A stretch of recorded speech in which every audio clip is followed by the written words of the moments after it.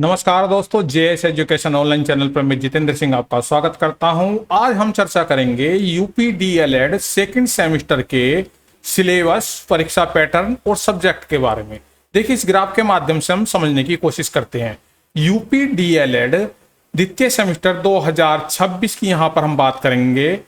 तो यहां पर सबसे पहले देखते हैं, देखिए विषय और अंक जो पूर्णांक होते हैं उसके बारे में।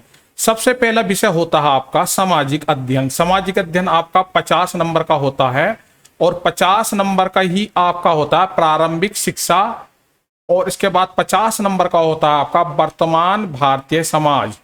इसके अलावा आपका विज्ञान आता है 25 नंबर में, और गणित आता है आपका 25 नंबर में, और हिंदी आती है आपकी 25 नंबर में, और अंग्रेजी आती है आपकी 25 नंबर में, और हिंदी आती है आपकी 25 नंबर में। तो ये इतने सारे सब्जेक्ट, यानी कि 8 सब्जेक्ट इस तरीके से होते हैं।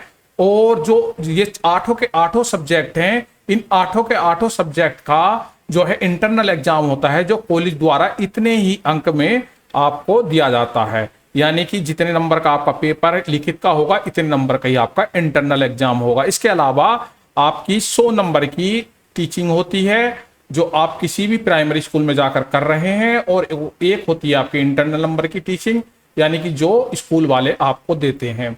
अब परीक्षा के नियम क्या हैं? परीक्षा के नियम देखेंगे यहां पर। देखिए, माध्यम क्या होता है? केवल हिंदी माध्यम होता है। इंग्लिश जो है आप परीक्षा नहीं देते, यानी अंग्रेजी माध्यम परीक्षा नहीं होती है।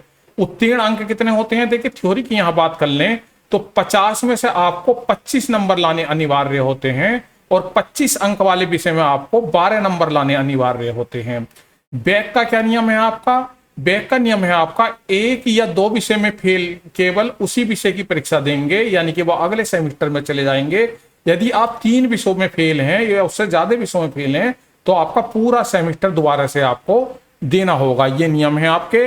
और जो महत्वपूर्ण तिथि है, जैसे कि हमने आपको नेट पे, इंटरनेट पे आपको देखने को मिल रहा है, आपका 11 मई से आपकी पेपर जो है शुरू हो रहे हैं, और आधिकारिक वेबसाइट पे इसे देख सकते हैं और जाके। और न्यूनतम योग्यता जो होती है इसमें एडमिशन लेने की 50% अनिवार्य रूप से होती है।